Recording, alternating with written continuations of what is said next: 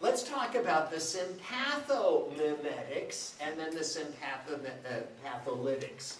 So the sympathomimetic drugs are also known as adrenergic agonists. Our prototype is epinephrine. We have learned that epinephrine is a catecholamine. And we had questions on this. We know it's a catecholamine. It's a catechol in the fact that it has these OH groups and it has an amine, so it's a catecholamine. So who cares? Because it's a catecholamine, and because there is an enzyme in our digestive tract called catechol-O-methyltransferase, it breaks apart any catecholamine type of drug. So that's why you cannot swallow an epinephrine pill. It won't work. Now, let's look at, I'm going to come back to D6 and D7 in a moment. On D8, let's look at D8. Why is epinephrine used? Epinephrine is a very important drug. Now, we have pointed out previously that commonly they give synthetic drugs rather than the natural chemicals in our own body, because if you give the natural chemical like epinephrine, it's broken down pretty quickly. But if you, just for a one-time injection or to put somebody on an IV drip of continuous infusion of epinephrine, it's used for many reasons as a cardiac stimulant, because it's going to increase heart rate. And so if somebody's heart stops, they give epinephrine. All right?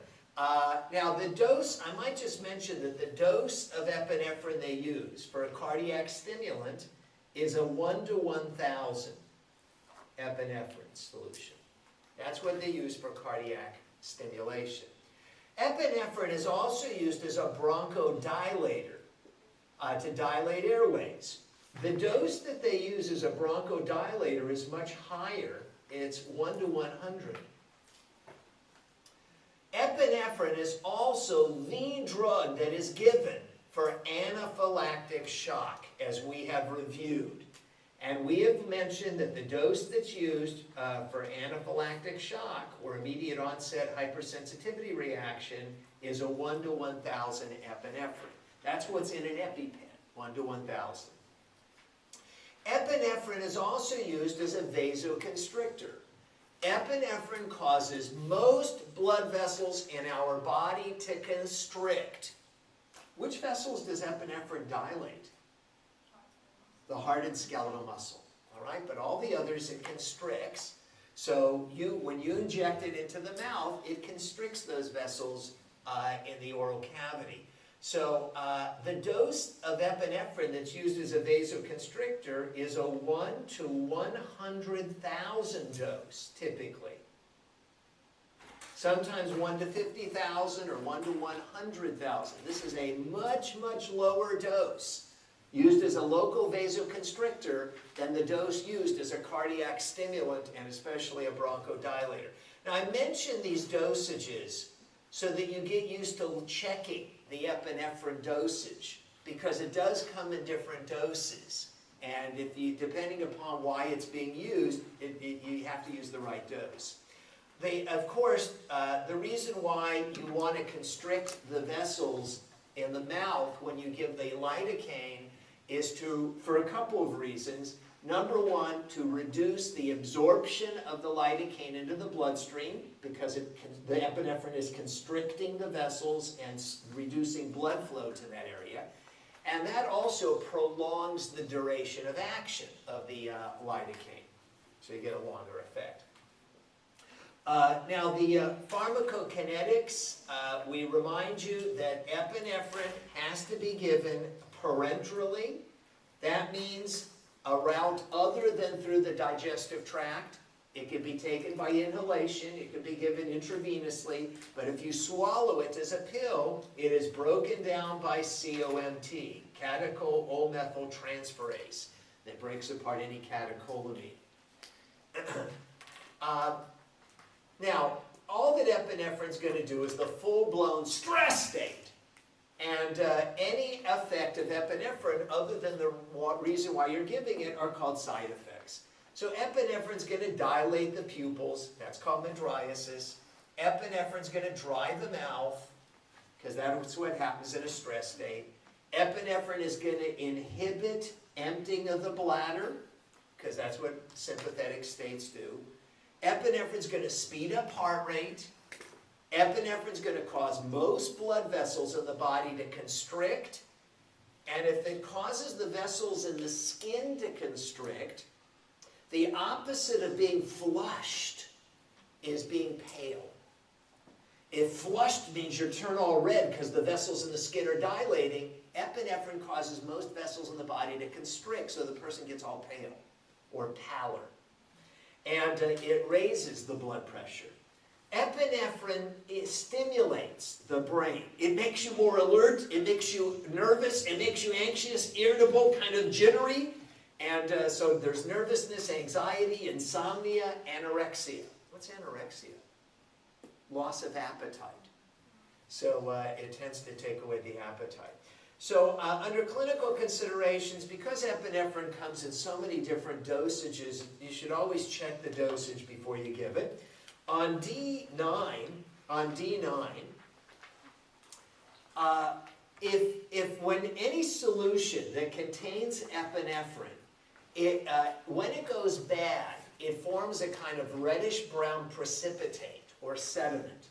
So if you've got anything containing epinephrine, including a local anesthetic, if you see something floating around, you don't give it. You know that.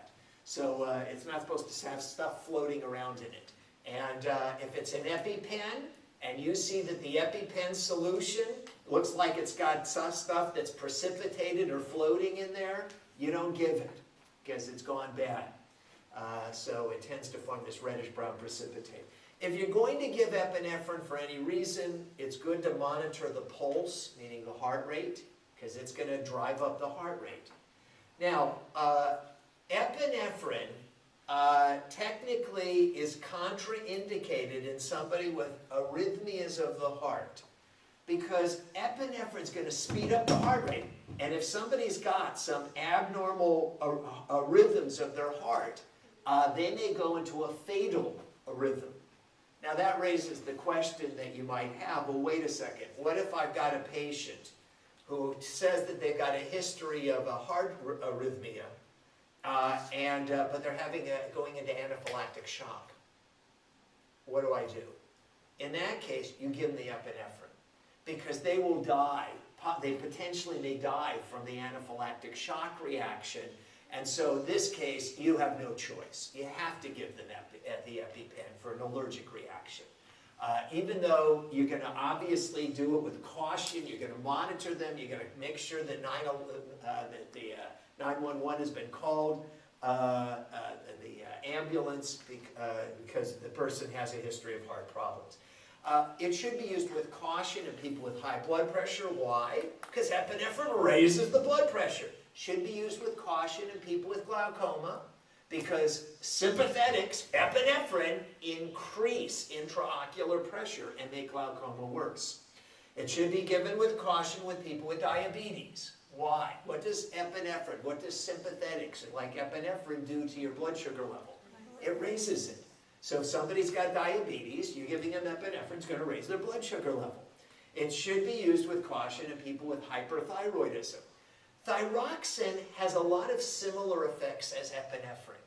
Just like epinephrine speeds up heart rate, thyroxine speeds up heart rate. People with hyperthyroidism have faster metabolic rates, just like having more epinephrine. Their heart rate's faster, their blood pressure can be elevated, and incidentally, if they have hypothyroidism, then everything is slower than normal, with a slow heart rate and a low blood pressure.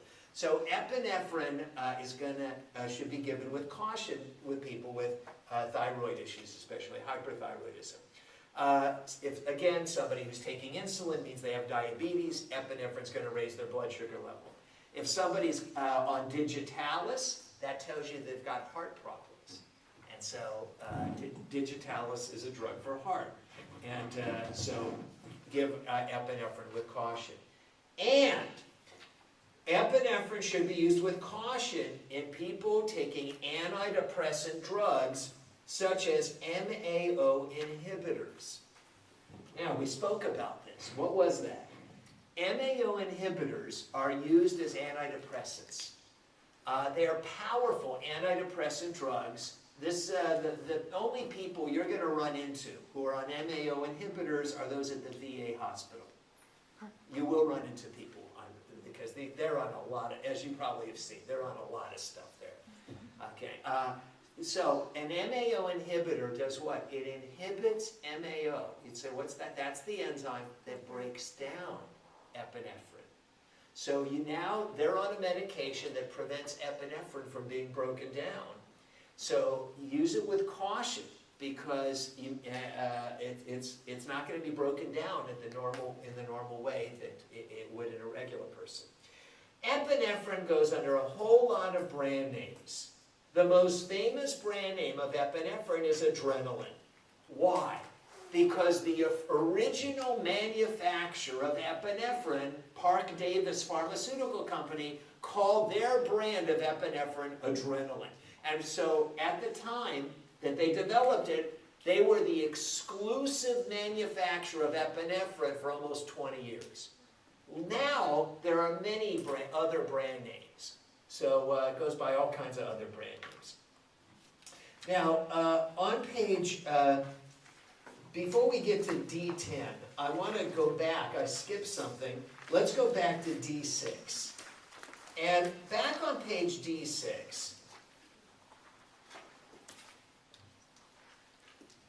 this is page D6. And I wanted to very briefly review a few blood pressure concepts with you. You see, much of the time, sympathomimetic drugs like epinephrine are being given to raise blood pressure. Anaphylactic shock. What's the definition of shock? Low blood pressure. So you're giving epinephrine to raise the blood pressure in people with shock, who are in shock, anaphylactic shock. So, and we're going to be seeing that drugs that block the sympathetic actions are commonly used to lower the blood pressure. So sympathomimetics like epinephrine are commonly used to raise blood pressure. Sympatholytics are commonly used to lower blood pressure. Those are known as the beta blockers. We'll get to that. So since these drugs are so important for blood pressure issues, and so many of your patients have blood pressure issues, either too high or too low, I want to just remind you about blood pressure. When you take a blood pressure, we commonly see things like, 120/80. The units, of course, are millimeters of mercury. Now, the top number, of course, is the systolic blood pressure. That's the high. The lower number is the diastolic low. Now, we had mentioned to you, and I've written it right down here, that your blood pressure is determined by two major factors. Cardiac output, that's what your heart's doing, pumping blood, and total peripheral resistance, TPR. Total peripheral resistance, and in case you're thinking, well, can you say that again? What's total peripheral resistance? I wrote it right up here. Total peripheral resistance, or vascular resistance. And total peripheral resistance has to do with how constricted the vessels are. I mentioned this the other day, that generalized vasoconstriction, well, let's put it this way. Okay, well, generalized vasoconstriction, if the vessels generally constrict, what will that do to peripheral resistance? That'll raise it. On the other hand, generalized vasodilation would have what effect on peripheral resistance? It would lower it. So that's how they affect blood pressure. So it happens to be that what the heart does, and any increase or decrease in cardiac output especially affects the systolic blood pressure. Any increase in constriction, raising peripheral resistance, or generalized vasodilation, lowering peripheral resistance, especially affects the diastolic blood pressure. So, to clarify what I'm saying, when you see a blood pressure, when going back to that 120/80, all right? So you've been trained to look at the blood pressure, to take it. Which of the two numbers do they commonly look at more carefully of the two? They look at this one. Because this one, the diastolic, especially reflects this. How constricted the vessels are. And you might ask, well, why is that important? Why is that so especially important? There are two major things that can cause vessels to get constricted or dilated. One is the vessels constricting or dilating. You'd say, okay, fine, I know that.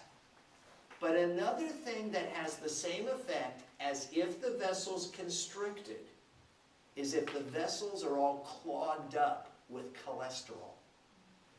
In other words, vasoconstriction is not only caused when a vessel literally constricts, but also if the vessel doesn't constrict, but it stays the same size, but it's got all this crud on the inner walls.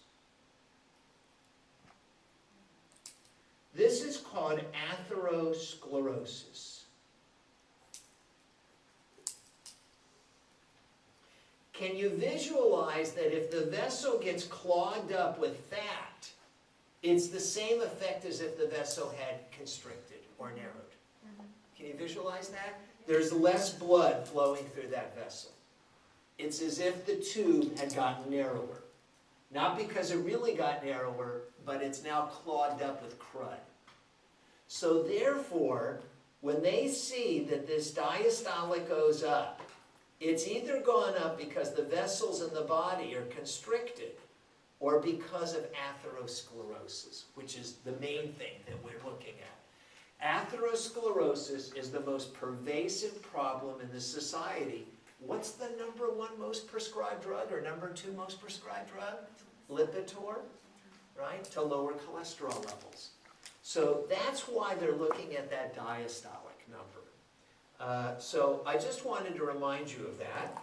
Another thing I wanted to mention on the next page, D7, and we wanted to remind you from something that you all learned about in physiology, that there's a control center in our brainstem. It goes by a lot of names. Physiology books will refer to different aspects of it as the cardioacceleratory center and the cardioinhibitory center and a vasomotor center. And whether you heard any of those words or not, I usually just refer to all these control centers that are regulating our cardiovascular system as a cardiovascular reflex center in our medulla oblongata. And the function of this control center, most importantly, is it regulates our blood pressure. It keeps the blood pressure, the arterial blood pressure, and more precisely, the average arterial blood pressure at an average of 90 millimeters of mercury. And we actually have a diagram that shows this. If we look on page D25,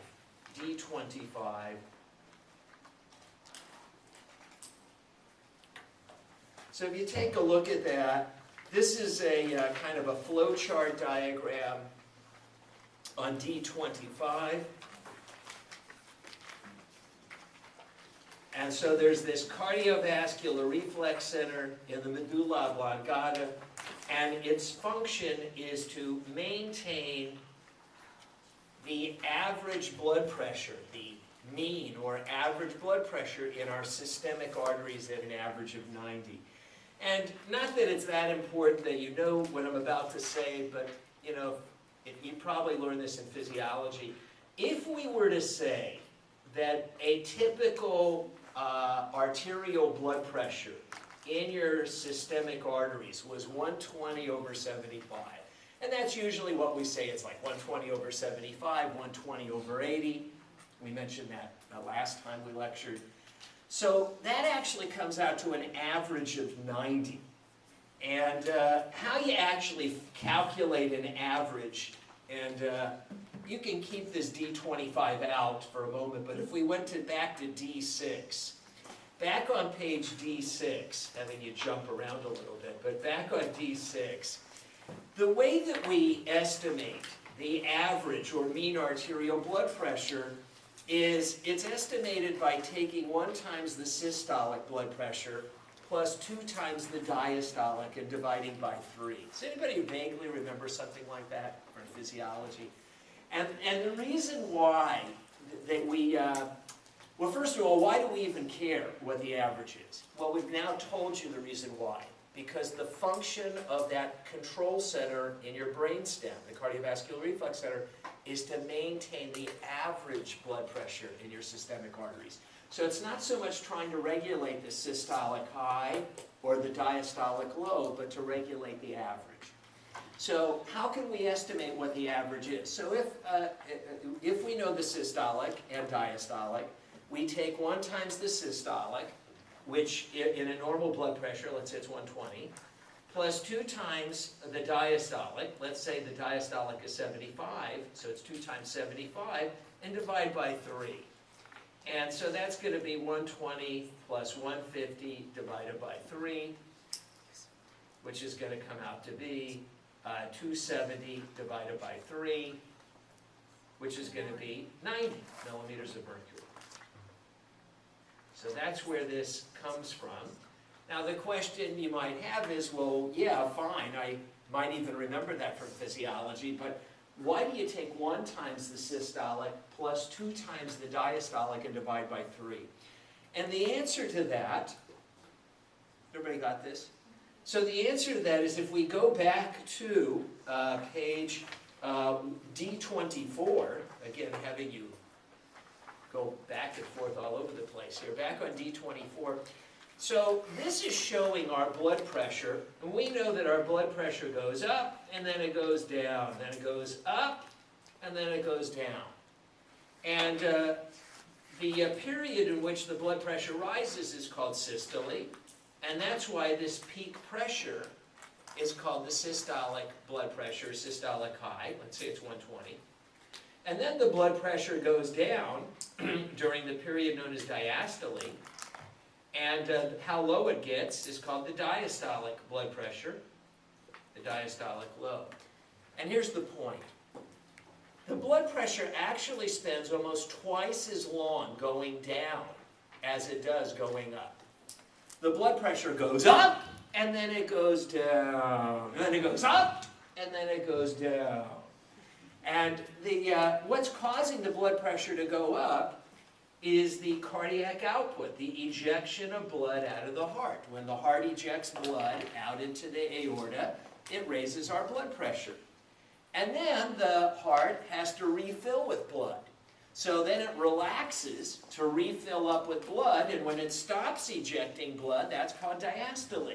So when it's no longer ejecting blood, the blood pressure in our vessel starts to go down.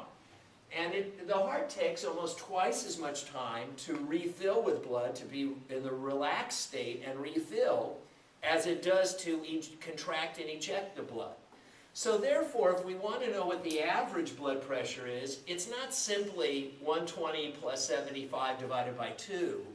We weight the diastolic, we give it twice the value, because the blood pressure actually spends more time towards the diastolic, the lower end, going down than it does going up. All right, that's the explanation of all that. So back on D25, so the role of our cardiovascular reflex center is to try to regulate the average blood pressure.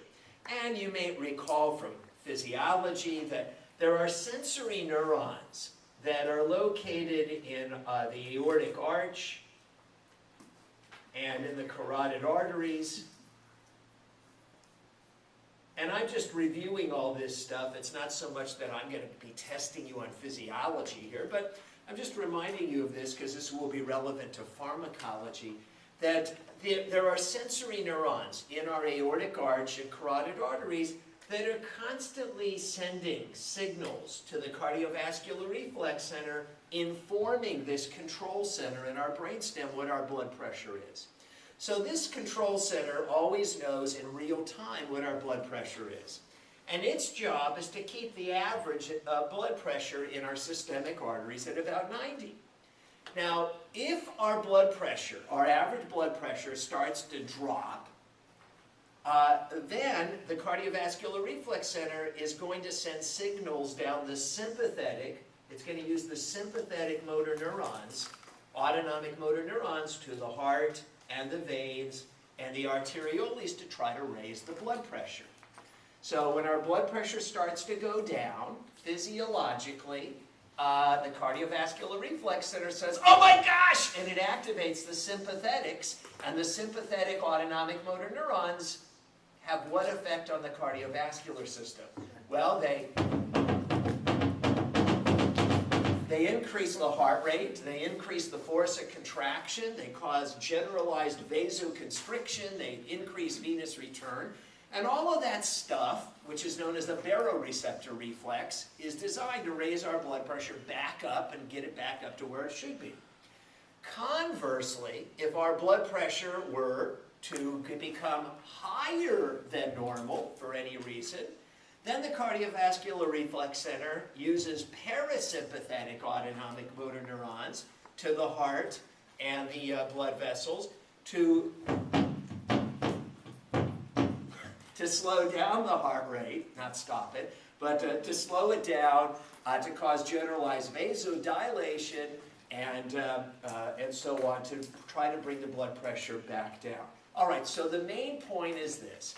Our normal blood pressure in our arteries is normally regulated through these so-called cardiovascular or baroreceptor reflex. Everybody okay on that? Okay, I know you all learned that in physiology. So let's go back to D7, now that I've given you this background. And here, all I did was summarize in the very middle of the page that any of what I just spoke to you about, a drop in our blood pressure, that information about our drop in blood pressure will be sent to the cardiovascular reflex center. This is the baroreceptors. These sensory neurons send this information to the cardiovascular reflex center. And what is this control center going to do? It's going to stimulate, it's going to activate.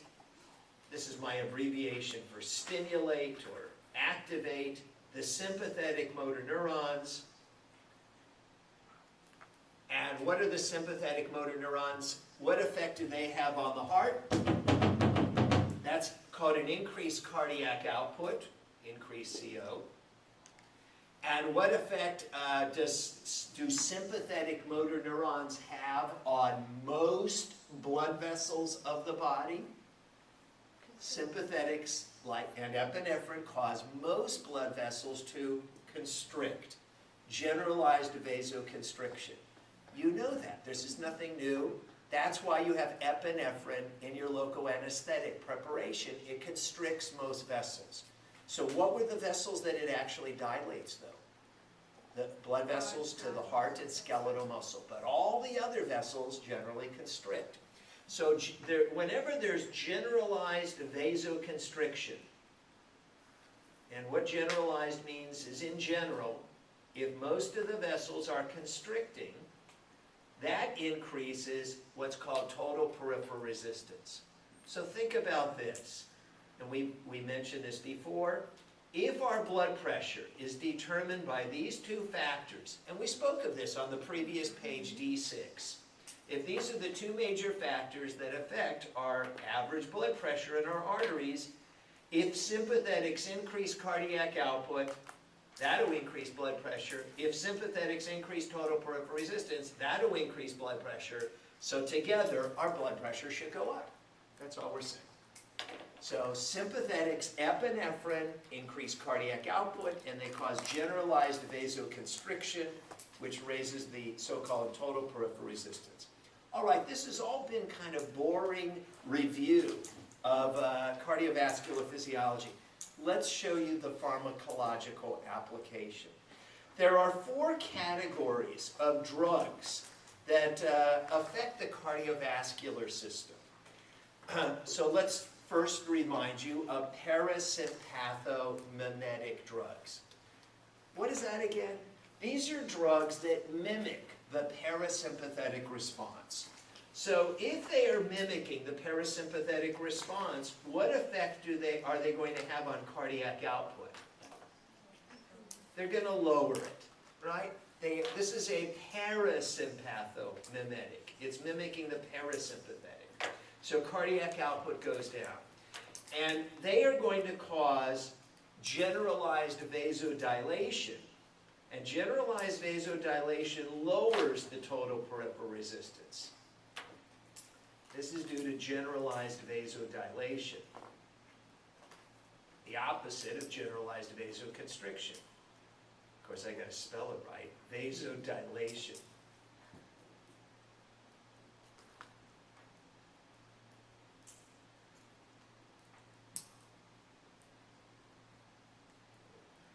So they cause generalized vasodilation. And you might say, I can't read your writing. And my response is, neither can I. All right? Now, that's going to lower peripheral resistance. So overall, therefore, what's going to happen to the blood pressure? Blood pressure will go down. So all we're saying is we predict that if you give somebody a parasympathomimetic, their heart beats more slowly, their vessels are going to have generalized vasodilation, their blood pressure goes down. That was easy. Now another easy one, what about a sympathomimetic? That's a drug that mimics the sympathetic response. So a drug like epinephrine. So what does a drug like epinephrine do to cardiac output? It increases cardiac output. I just like doing it.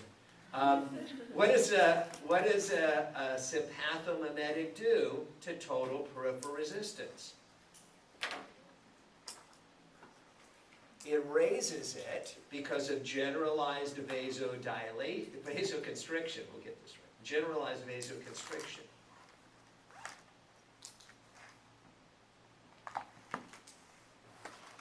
Now, in case you're thinking, isn't he being repetitive? Hasn't Professor Fink been repetitive and been saying the same stuff in the last 15, 20 minutes? Yes. All right. So overall, what's going to happen to blood pressure with the sympathomimetic? It raises blood pressure. All right. That's all straightforward. This goes back to when we did the comparison charts back on page C21. We had said exactly the same thing on page C21. Parasympathetic lowers blood pressure, sympathetic raises blood pressure. We said the exact same thing. Now, there are drugs that just dilate vessels.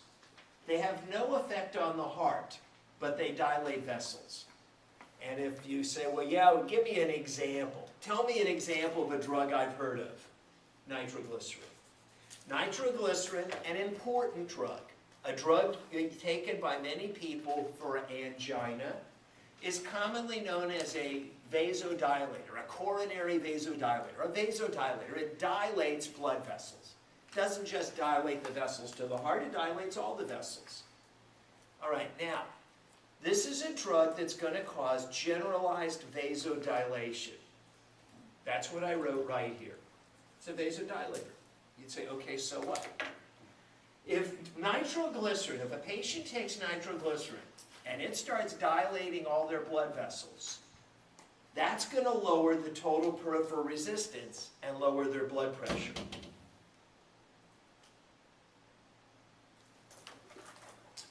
Does everybody follow that? Didn't we say that these are the two factors that affect blood pressure? And if either one of these goes down, the blood pressure goes down? If either one of these. And we said vasodilation lowers peripheral resistance, which will lower blood pressure. So we are predicting that nitroglycerin, which is a vasodilator, is going to lower peripheral resistance, vascular resistance, and lower blood pressure.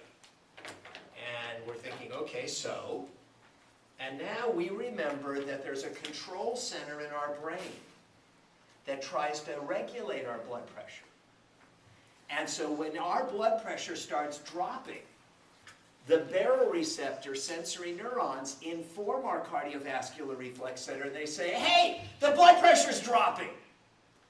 And so what this cardiovascular reflex center does is it activates the sympathetic motor neurons. And it causes the sympathetic motor neurons to the heart to cause the heart rate to speed up. This is called a reflex increase in cardiac output. Now, this raises, I know, a number of questions if you're trying to follow this. I know 9 o'clock, 9:30 in the morning, Friday morning, But our first thought is, okay, if the cardiovascular reflex center is going to, we had learned that whenever the blood pressure drops, we had said that it normally activates sympathetic motor neurons to the heart and to the blood vessels. So here I'm showing that, in fact, the blood pressure drops, the cardiovascular reflex center activates sympathetic motor neurons to the heart, and the heart starts. But then you might ask, well, why doesn't the sympathetic motor neurons cause all the vessels to constrict? Isn't that what don't sympathetic motor neurons cause generalized vasoconstriction? Just say yes. Yes. So why doesn't that happen? Because the person is on a medication called nitroglycerin, which dilates the vessels. So even though the sympathetic motor neurons may be trying to constrict the vessels, that effect is blocked. That's why I drew these lines here. That effect on the vessels is not going to happen. Nitroglycerin is a vasodilator. If this drug makes vessels dilate, it doesn't matter what the sympathetic motor neurons are trying to do. They may be trying to constrict the vessels, but it ain't going to happen. So the lesson here is that whenever somebody takes a vasodilator like nitroglycerin, that dilates the vessels, which lowers the blood pressure, and that causes the cardiovascular control center to cause a reflex speeding up of the heart rate, a reflex cardiac output, a reflex tachycardia, if you like, an increase in heart rate. So we are predicting that anybody who takes nitroglycerin, they're going to show a reflex speeding up of their heart rate. Now, we haven't really talked about why somebody's taking nitroglycerin yet. I've mentioned that people with angina take it. We're going to deal with cardiovascular problems and cardiovascular drugs. But it doesn't sound like a good idea for their heart rate to speed up. We're dilating their vessels because their vessels are all clogged up with atherosclerotic plaques. So they're getting this pain in their left shoulder. We're predicting this is going to cause a reflex speeding up of their heart rate. This is why almost everybody who takes nitroglycerin for their angina takes what's called a beta blocker. The beta blocker is going to block the heart from speeding up. So I'm simply trying to explain to you that these two drugs go together. Anybody who takes nitroglycerin, which is anybody with angina, is also going to be taking a beta blocker, a sympatholytic, a drug that blocks the sympathetic action. I will develop that further, but I'm just trying to explain why patients are always taking those two together. And it's going to explain some other things. Now, this raises what I've just tried to explain here. You may be asking yourself the following question. I'm really confused, Professor Fink. You said that a parasympathomimetic would lower the peripheral resistance. It caused vasodilation. In fact, it even slows down the heart rate.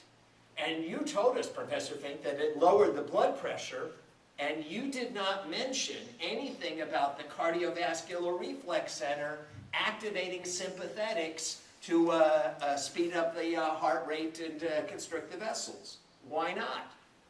Because again, a drug that mimics the parasympathetic response is going to slow the heart rate down.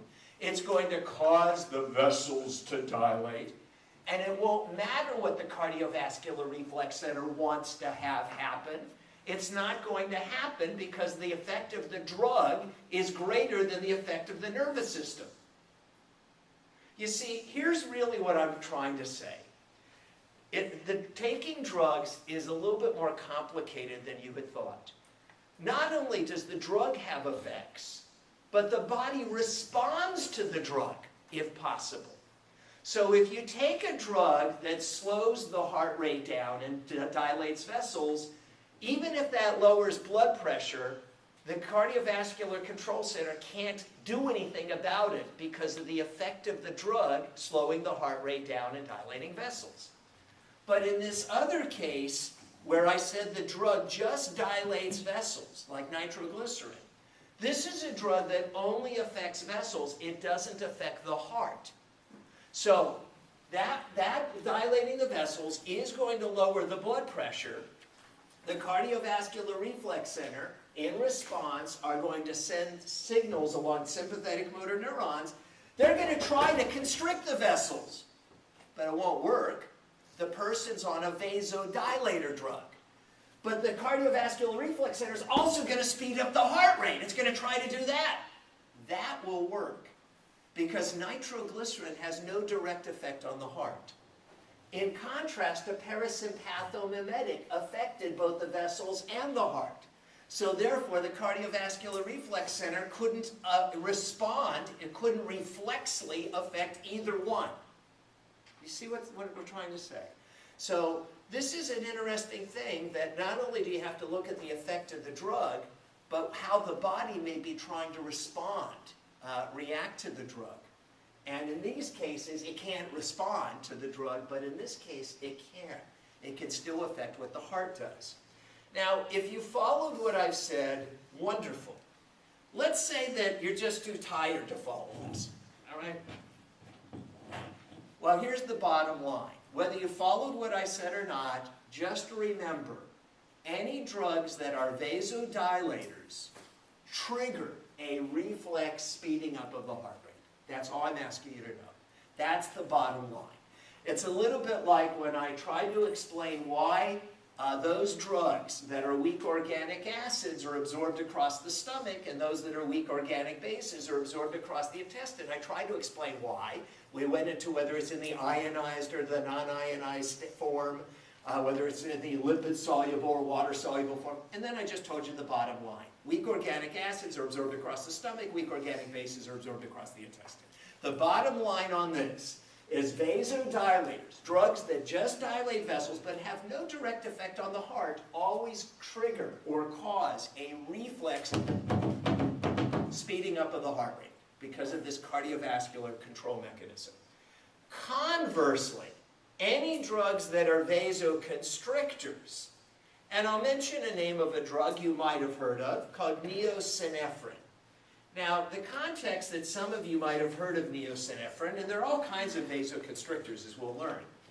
Neosynephrine is a drug that some of you have heard of because when you're really congested with your nose and all this congestion, you might even have some earache and so on, and congestion of your eustachian canals.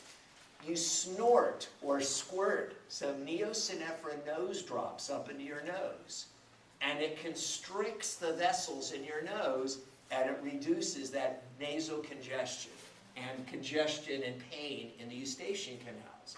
So has anybody ever seen or heard of neosynephrine nose drops? All right, so they're sold over the counter. We use vasoconstrictors for all kinds of purposes. Right, you're saying for a child, because is that what it was? No, my mom used to use it. Okay. She was addicted to it. Yeah, all right. But these are used for many more better purposes than that. But that was just an example where some people might be familiar with it because it's available over the counter. Now, if you were to take a vasoconstrictor, not squirt it up into your nose, but swallow it as a pill so it affects the whole body, it's going to cause, well, it's a vasoconstrictor, it's going to cause generalized vasoconstriction. Now, if you constrict most vessels in the body, and remember, all of this is symmetrical. If vasodilation lowers the total peripheral resistance, then generalized vasoconstriction raises total peripheral resistance. Is that okay? And if you raise total peripheral resistance, the blood pressure goes up. This information about the blood pressure going up is sent by the baroreceptor sensory neurons in the aorta and carotid artery to the cardiovascular reflex center. And this control center is going to say, oh my gosh, the blood pressure is going too high. Let's activate the parasympathetic motor neurons to try to lower the blood pressure. So the parasympathetic motor neurons to the heart are going to slow the heart rate down. They're going to decrease cardiac output. They're going to slow the heart rate down. We'll call that bradycardia.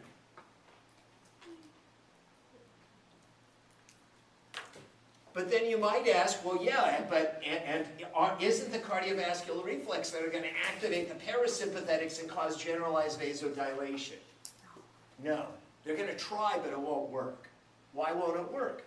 Because the patient is taking a drug called a vasoconstrictor. It's constricting all the vessels so that any action by the nervous system isn't going to work, because the blood vessels are under the influence of this drug. Look, if you take a sleeping medication and then you say, but I've really got to stay awake, are you going to be able to stay awake if you're on a sleeping medication? The effect of that drug is going to be greater than your desire to stay awake. Conversely, if we gave you a stimulant like methamphetamine, and you're thinking, you know, it's really time to go to sleep, are you going to be able to go to sleep if you're on speed? No, because the effect of the drug is overriding whatever your body would want to do. So all we're saying is that if you're on a vasoconstrictor, the vessels of our body, our brain, our nervous system cannot make the vessels dilate because the drug is constricting all the vessels. But we do see this reflex slowing down of the heart rate. So again, if you follow what I've said, which is just the converse or opposite of what I said above, great. If you don't follow it, all I'm asking you to know is this. When you take a vasodilator, it causes a reflex speeding up of the heart rate. When you take a vasoconstrictor, it causes a reflex slowing down of the heart rate. And again, these are drugs that only affect vessels. If you're taking a drug here that affects both blood vessels and the heart, then this control center cannot have any influence on either one, either the blood vessels or the heart. But in these cases, the drug was only affecting the vessels, not directly affecting the heart. All right, now that we've dealt with that, another thing I want to deal with, and then we'll get into something a little more interesting, is on page, let's see, it was D9, I believe it was. I can find it. D10. On D10. So on page D10, we had talked about the uses of epinephrine on pages D8. And we had mentioned that epinephrine comes in all kinds of different dosages. There's 1 to 100, 1 to 1,000, 1 to 100,000, 1 to 50,000. The question is, do we understand what a ratio is? What does 1 to 1,000 mean? Because if we just kind of think about it, we really don't understand what it means, then we might inadvertently give the wrong thing. It's possible. So I want to just very briefly remind you of 3 ways of expressing the dose of medications that are commonly injected. And they can be really expressed in 3 different ways: as a ratio, as a percent concentration, or in milligrams per milliliter. And so let me give you the example. I'm going to start with 1 to 1,000 epinephrine. So what does 1 to 1,000 epinephrine mean? That's the dose of epinephrine that's usually in an EpiPen. That's used for anaphylactic shock.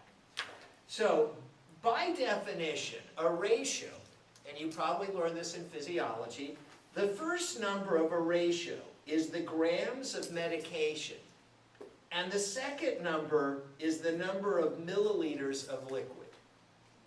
So what this is it's saying that 1 to 1,000 contains 1 gram of epinephrine per every 1,000 milliliters of liquid. That's the proportion, 1 gram per 1,000 milliliters, 1 to 1,000. Now, of course, when you give epinephrine for anaphylactic shock, when you're using an EpiPen, it sure as hell doesn't have 1,000 milliliters. 1,000 milliliters is a liter. It's like a quart. You are not giving a quart of epinephrine solution. You're giving a small little volume. But the amount, the proportion of epinephrine in that small volume is proportionately the same as 1 gram in 1,000 milliliters. As I like to point out, whether there was 1 gram of epinephrine in 1,000 milliliters, or 1/10 of a gram of epinephrine in 100 milliliters, or 0.01 grams of epinephrine in 10 milliliters, or even 0.001 grams in 1 milliliter.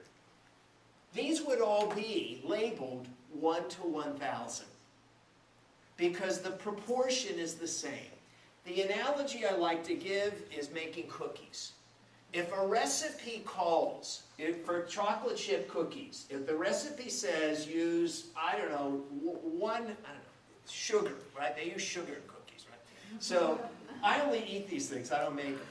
All right, so if it calls for a cup of sugar for a dozen cookies, probably calls for more than that, but if it calls for 1 cup of sugar per dozen cookies, that'd be 1/2 cup for 1/2 dozen cookies. Or it would be 2 cups of sugar for 2 dozen cookies. The proportion is still 1 cup of sugar per dozen cookies. Well, I'm just doubling the recipe or halving the recipe. That's what this is. If it's labeled 1 to 1,000, so that just means that the concentration of epinephrine in that solution is in the same proportion as 1 to 1,000, even if it's 0.01 grams in 10 milliliters. That's proportionally the same. Now, when they write ratios, they always use whole numbers. So they would never write a ratio 0.1 to 100. You would never see that. They always give it in the simplest whole number proportion. Is that all right? Now, another way of expressing concentration is as a percent. And I'm going to use as an example of this one that you're very familiar with. A 2% lidocaine solution. So if it says 2% lidocaine, what does that actually mean? So the percent sign, by definition, means grams per 100 milliliters. That's what the percent sign means.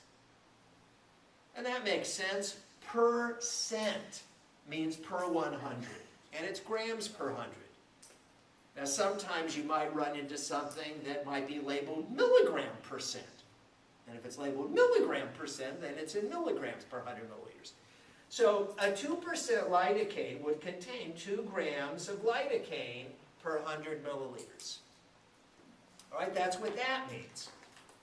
Now, you should actually be able to go back and forth between ratio, percent concentration, and milligrams per milliliter. And I want to show you what I mean by that. So let's go back to 1 to 1,000 epinephrine. And if it was 1 to 1,000 epinephrine, what would that be, how would that be equivalent? What would that be equivalent to expressed as a percent? All right, so there's no one way to solve this. It's just kind of thinking it through. If 1 to 1,000 epinephrine has 1 gram per 1,000 milliliters, isn't that the same, as we said, as 0.1 gram per 100 milliliters? And 0.1 grams per 100 milliliters would be what percent? 0.1%. Because we have just told you percent means grams per 100 milliliters. So in other words, you might say, well, yeah, what are you saying? What I'm saying is that a 1 to 1,000 epinephrine solution and a 0.1% epinephrine solution mean the same thing. They mean the same thing. And in case you're thinking, well, how could they mean the same thing?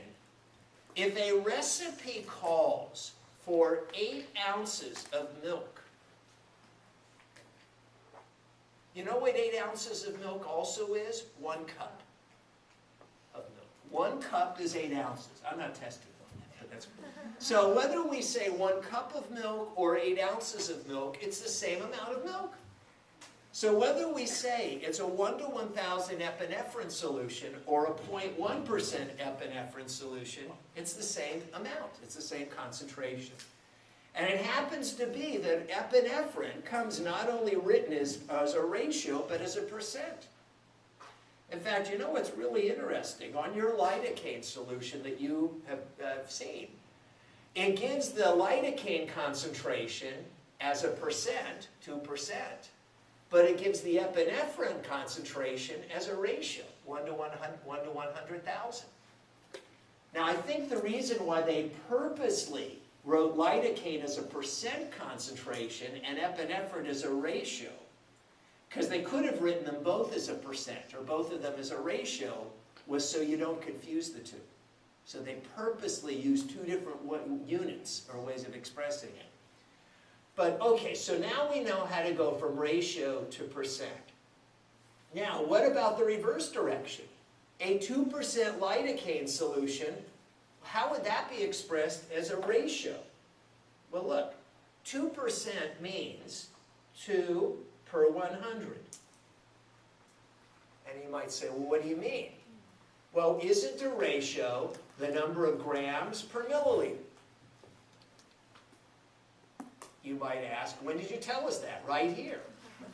All right? So if there's 2 grams in 100 milliliters, that's 2 to 100. The only thing is, we wouldn't see it written as 2 to 100, because it can be simplified.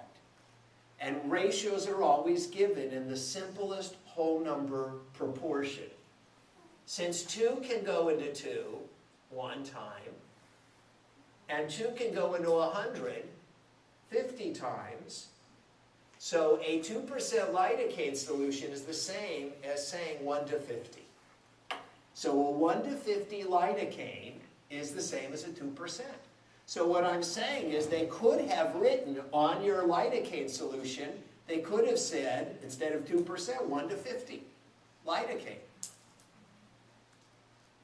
The only reason why I believe they chose to write percent is because the epinephrine was 1 to 100,000 and they wanted to make a distinction between these 2 different drugs. But they could have written them both as a percent or both of them as a ratio. So we can go back and forth, but there's one more thing we should be able to do. How to convert ratios or percent concentration into milligrams per milliliter. Let me show you how to do it, and then I'll show you why that's important to be able to do. So let's go back to a 1 to 1,000 epinephrine. If it's 1 to 1,000 epinephrine, and we wanted to convert that to milligrams per milliliter, well, first, what's 1 to 1,000 mean? 1 gram per 1,000 milliliters. Now, if we want to get this not from grams per milliliter, not 1 gram per 1,000 milliliters, but milligrams per milliliter, so all we have to do is ask ourselves, well, 1 gram is how many milligrams? That's like saying, 1 foot is how many inches. So 1 gram is how many milligrams? 1 gram is 1,000 milligrams. 1 liter is 1,000 milliliters. 1 second is 1,000 milliseconds. 1 gram is 1,000 milligrams. So, instead of saying 1 gram per 1,000 milliliters, let's say 1 gram per 1,000, let's say 1,000 milligrams per 1,000 milliliters.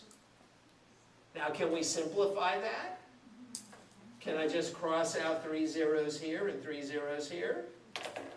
So that would be 1 milligram per milliliter.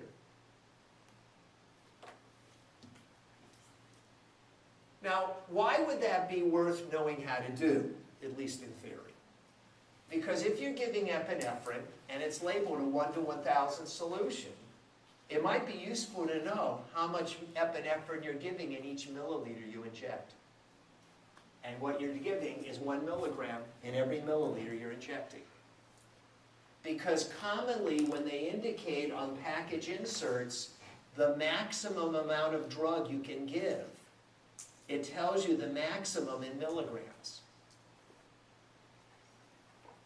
Have you seen that with lidocaine? The lidocaine, it doesn't tell you the maximum number of cartridges you could give, it tells you the maximum number of milligrams you could give. Is that right?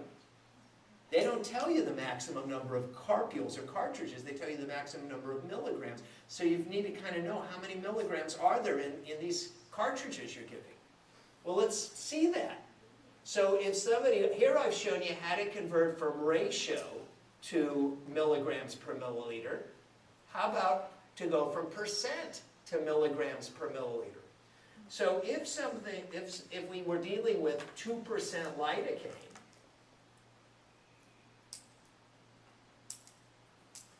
so first off, what does 2% mean? It means 2 grams per 100 milliliters. We did that right above. You'd say, okay, fine, so what do I do now? To convert from grams per milliliter to milligrams per milliliter, 2 grams is how many milligrams? 2,000. 2,000. So 2 grams becomes 2,000 milligrams per 100 milliliters. I'm not, incidentally, just to clarify for some people, I'm not multiplying times 1,000 times top and bottom. Because some of you might say, well, it looks like you went from 2 grams to 2,000. Don't you have to do the bottom also and change that? I didn't multiply times 1,000. I changed the units. I went from grams to milligrams. I didn't go from 2 grams to 2,000 grams. I went from 2 grams to 2,000 milligrams. It's like going from inches to feet. If I had said 2 grams is 2,000 grams, then I'd have to say 100 milliliters is, let's see, 10,000 milliliters. But I changed the unit. All right, now, can I simplify this? I'm now in milligrams per milliliters. Can I simplify it? I can cross out 2 zeros on top and bottom. That's the same as dividing 100 into 2,000. So that becomes what? 20 milligrams per milliliter.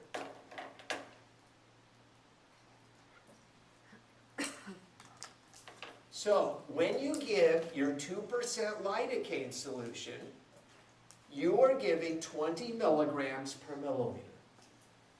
Every milliliter you give, you are administering 20 milligrams. You follow that?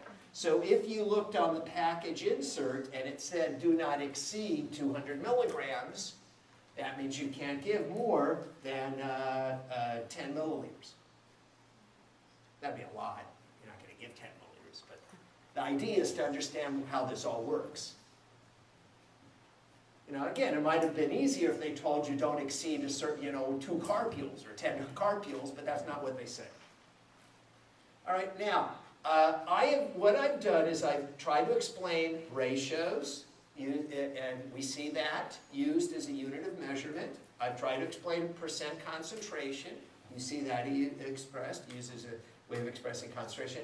And I showed how you can go back and forth between ratio and percent.